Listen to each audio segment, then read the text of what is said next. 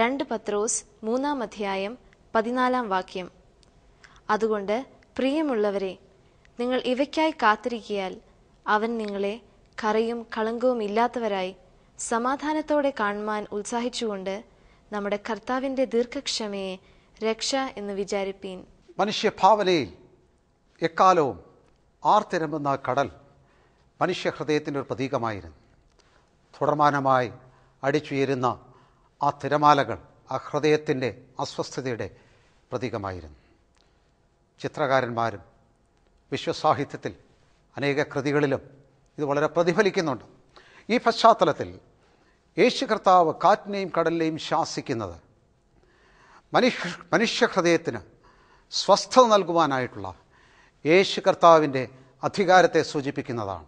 വാസ്തവത്തിൽ Christ is the only person who can actually command peace into man's heart. മനുഷ്യ ഹൃദയങ്ങളിലേക്ക് സമാധാനം കൽപ്പിക്കുവാൻ കഴിയുമാറാകുന്ന ഏക വ്യക്തി യേശു കർത്താവ് തന്നെയാണ്. അതെ, കർത്താവായ യേശു ക്രിസ്തുവിലാണ് നാം ദൈവത്തോട് നിരപ്പ് പ്രാപിച്ച് ഹൃദയത്തിൻ്റെ വാസ്തവത്തിലുള്ള സമാധാനത്തിലേക്ക് വരുന്നത്. മനുഷ്യഹൃദയങ്ങൾ അടിസ്ഥാനപരമായും അസ്വസ്ഥമാണ്. അടിസ്ഥാനപരമായിട്ടുള്ളതിൻ്റെ കാരണം തന്നെ ദൈവത്തോട് ഒഫൻഡറായിരിക്കുന്ന, നിയമലംഘിയായിരിക്കുന്ന, കുറ്റവാളിയായിരിക്കുന്ന മനുഷ്യൻ്റെ ഹൃദയത്തിൻ്റെ കുറ്റബോധമാണ്. ദൈവത്തോടുള്ള അകലിച്ച, ദൈവത്തിന് വിരോധമായിട്ടുള്ള ജീവിതം, ദൈവത്തോടുള്ള ശത്രുത, ദൈവത്തോടുള്ള മത്സരം, പ്രകൃതിയിൽ തന്നെ ദൈവത്തിൻ്റെ ഇഷ്ടവുമായിട്ടുള്ള സംഘർഷം, ഈ കാര്യങ്ങൾ മുഖാന്തരമെല്ലാം ദൈവത്തോട് അടുത്ത് വരികയല്ല, ദൈവത്തിൽ നിന്ന് അകന്നു പോകുന്ന, ഓടി ഒളിക്കുന്ന ഒരു കുറ്റവാളിയെപ്പോലുള്ളൊരു മനോഭാവത്തിലാണ് വാസ്തവത്തിൽ മനുഷ്യൻ ജീവിക്കുന്നത്. പറയുന്നില്ലായിരിക്കും, പ്രത്യക്ഷത്തിൽ അത് പ്രകടമാക്കുന്നില്ലെങ്കിൽ തന്നെയും എല്ലാ ഹൃദയവും ദൈവത്തിൽ നിന്ന് ഓടി അകലുവാനും ഒളിക്കുവാനായിട്ടൊരു മനോഭാവമുണ്ട്. നിയമലംഘിയായിരിക്കുന്ന ഒരു വ്യക്തി നിയമത്തിൽ നിന്ന് ഓടി, ലൈക്ക് എ റണവേ ക്രിമിനൽ, ഓടി ഒളിക്കുന്ന ഒരു കുറ്റവാളിയെപ്പോലെ മനുഷ്യന് ദൈവത്തിൽ നിന്ന് ഓടി അകലുവാനായിട്ടുള്ളൊരു പ്രവണതയുണ്ട്.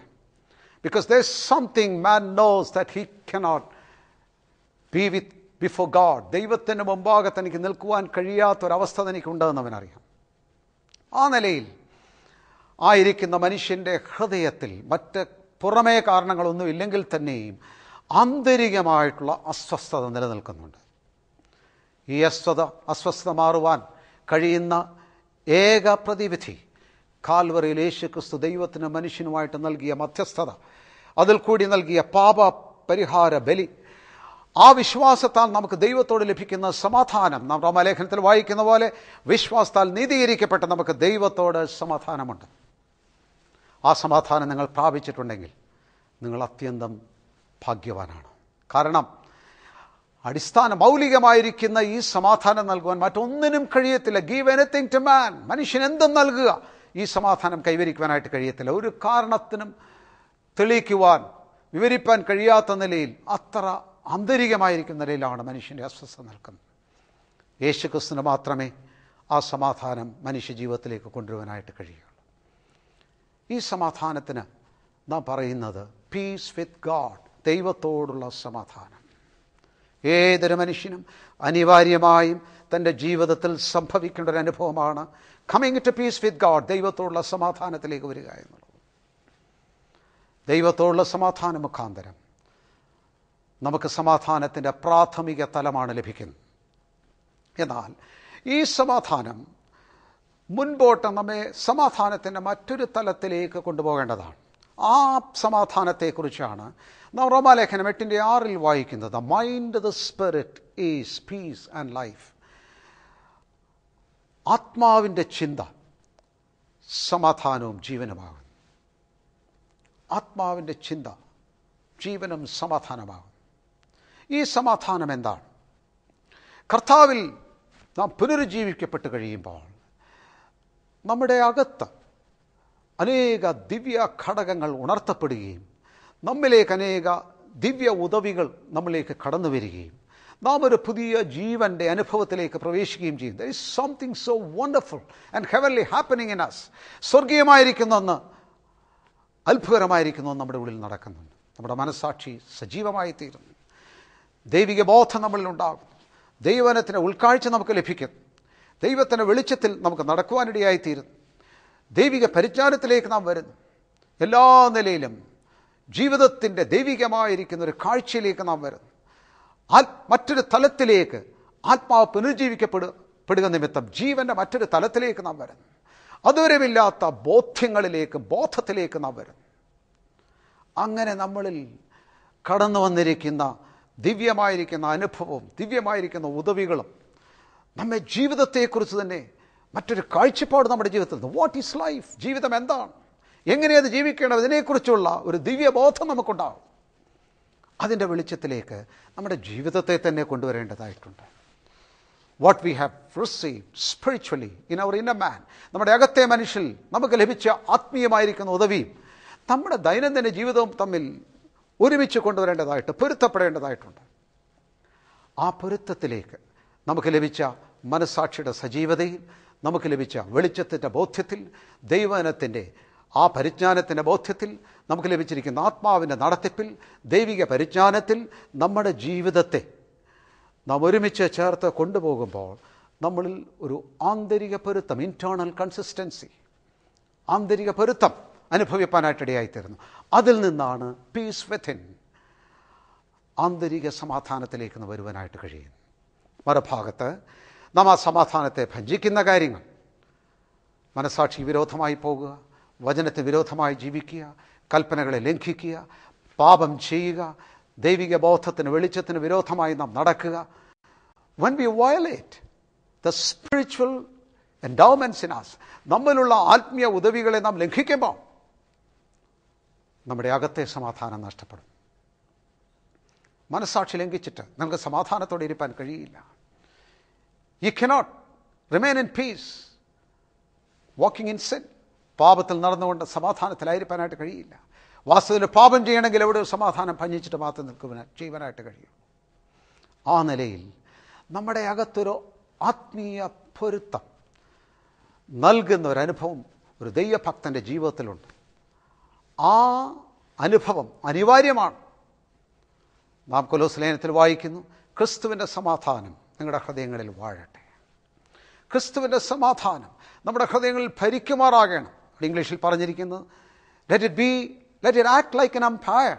ഒരു റഫറി, ഒരു അമ്പയർ എങ്ങനെ ഒരു കളിയെ നിയന്ത്രിക്കുന്നു, തക്ക സമയത്ത് ഫൗള് വിളിക്കുന്നു, വിസിലടിക്കുന്നു, കൊടി കാണിക്കുന്നു, ആ നിലയിൽ ക്രിസ്തുവിൻ്റെ സമാധാനം നമ്മളെ ഭരിക്കണം. നമ്മുടെ അകത്ത് ഈ പൊരുത്തക്കേട് വരുമ്പോൾ ഈ അസ്വസ്ഥത ഒരു റഫറി പോലെയാണ് നമ്മുടെ ജീവിതത്തിൽ പ്രവർത്തിച്ചു കൊണ്ടിരിക്കുന്നത്. സംവേ വയലേറ്റിംഗ്, നീ ലംഘിക്കുന്നു. അത് നമ്മുടെ ജീവിതത്തിൻ്റെ ഒരു വലിയ സുരക്ഷിതത്വമാണ്. ഈ സമാധാനം തുടർമാനമായി നമ്മുടെ ജീവിതത്തിൽ സൂക്ഷിക്കപ്പെടേണ്ടതായിട്ടുണ്ട്. അതെ, ദൈവത്തോടുള്ള സമാധാനം, ആന്തരിക സമാധാനം. ഇതിൽ നിന്നും ഉളവായി വരേണ്ട മറ്റൊരു സമാധാനമുണ്ട്, പീസ് വിത്ത് അതേഴ്സ്, മറ്റുള്ളവരോടുള്ള സമാധാനം. നമ്മുടെ ജീവിതം ദൈവത്തോട് മാത്രം സമാധാനം ഉണ്ടായാൽ പോരാ. ആ സമാധാനം എല്ലാവരോടുള്ള സമാധാനം ഉളവാക്കുവാൻ പ്രേരകമായി തീരണം. എബ്രായത്തിൽ വായിക്കുമ്പോൾ സകല മനുഷ്യരോടും സമാധാനം ആചരിച്ച് ശുദ്ധീകരണം ആചരിപ്പാൻ ഇച്ഛിപ്പീൻ, ശുദ്ധീകരണം കൂടാതെ ആരും കർത്താവിനെ കാണുകയില്ലല്ലോ. അതെ, ഈ ആന്തരിക സമാധാനത്തിൽ നിന്നും എല്ലാവരോടുള്ള സമാധാനത്തിലേക്ക് കടന്നു വരണം. പലപ്പോഴും പല വിശ്വാസികളും ധരിച്ചിരിക്കുന്നത് പുറമേയുള്ള സമാധാനം മറ്റുള്ളവരുടെ സമാധാനം വിഷയമല്ല. ദൈവത്തോട് എനിക്ക് സമാധാനം ഉണ്ടായല്ലോ, അതൊരു വൈരുദ്ധ്യമാണ്. Peace with God and peace with man, ദൈവത്തോടുള്ള സമാധാനം മനുഷ്യരുടെ സമാധാനം ഒരുമിച്ച് പോകേണ്ടതാണ്. നമ്മുടെ ജീവിതത്തിൽ പുറമേ എല്ലാവരുമുള്ള സമാധാനം പെർസ്യൂ ചെയ്യാൻ, പുറമേ പോകുവാൻ, അന്വേഷിപ്പാനായിട്ടാണ് നമ്മൾ പറഞ്ഞിരിക്കുന്നത്. നമ്മളാവോളം മറ്റാരെങ്കിലും ഏത് നിലയിൽ പെരുമാറിയാൽ അത് അവരുടെ കാര്യം. നമ്മളാവോളം നാം സമാധാനത്തെ അന്വേഷിച്ചിരിക്കണം. Somehow try to bridge peace, എങ്ങനെയെങ്കിലും സമാധാനം കൊണ്ടുവരുവാനായിട്ട് നാം ശ്രമിച്ചിരിക്കണം. ആ മനോഭാവം നമുക്കുണ്ടായിരിക്കണം.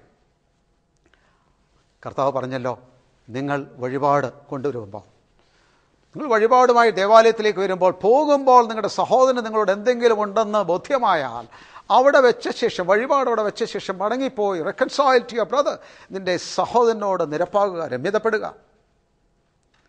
നാം കൊണ്ടുപോകുന്ന വഴിപാട് നാം കർത്താവിന് വേണ്ടി ചെയ്യുന്നൊരു ശുശ്രൂഷയായിരിക്കും. നാം കൊടുക്കുന്ന പണമായിരിക്കും. നാം ഒരു യോഗത്തിൽ പ്രൈസ് ആൻഡ് വർഷിപ്പ് ലീഡ് ചെയ്യാനായിട്ടായിരിക്കും പോവുക.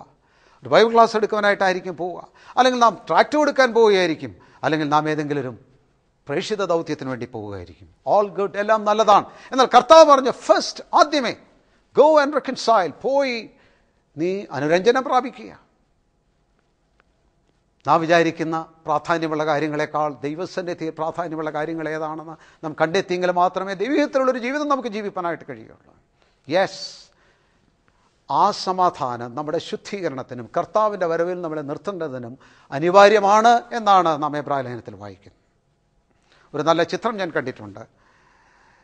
കുറേ ഈറ്റപ്പുലികൾ എത്രയോ ഭീഭത്സമായി കടിച്ചു കയറുന്ന ആ പുലികൾ, അവരുടെ ചിത്രത്തിൽ അവയെല്ലാം ശാന്തമായിട്ട്, ആരോടൊരു പിറുപിറുപ്പുമില്ലാതെ ശാന്തമായി മയങ്ങുന്ന പുലികൾ. അതിൻ്റെ അടിയിൽ ഇങ്ങനെയാണ് എഴുതിയിരിക്കുന്നത്: if you are comfortable with your self you will be comfortable with others also.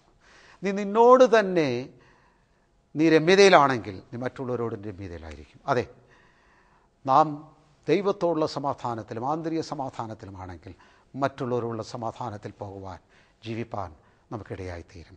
അതെ, അത് വളരെ അനിവാര്യമാണ്. എൻ്റെ വാക്കുകളെ അവസാനിപ്പിക്കുമ്പോൾ ഞങ്ങളുടെ ശ്രദ്ധയിലേക്ക് പെടുത്തട്ടെ.